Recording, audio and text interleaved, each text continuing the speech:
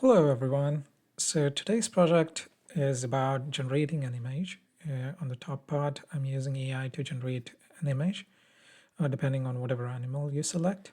And then at the bottom, you can upload a file, for instance, the screenshot. And this will give a description of the screenshot and what would be an estimated zip file size. So for example, if you try using something else, it gives you a good estimate. This is not an AI component. This is purely Python with zlib in the background. And for the image, I'm using Starry API. So the way Starry API works is I'm using Python.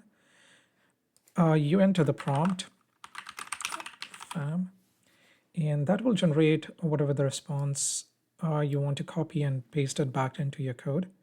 But once this is generated, it will just give you a job ID. So with the job ID, you go back to creations, you enter the ID over here, for example, 1234, and then you have to wait for some time to retrieve the image.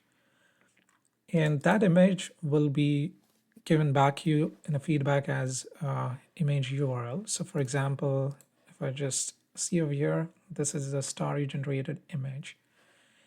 Let's take a quick look at how this is generating any other image. This might take a bit of time depending on the server workload.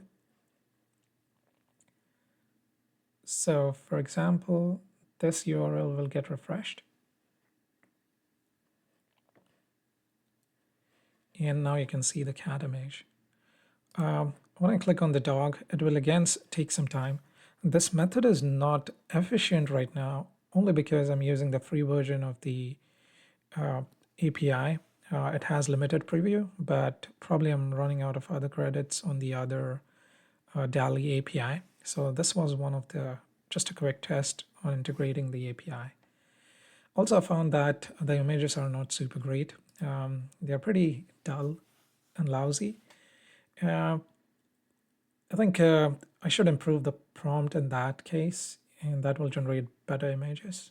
But that's pretty much a tutorial and a preview of what the project is. Thank you for watching.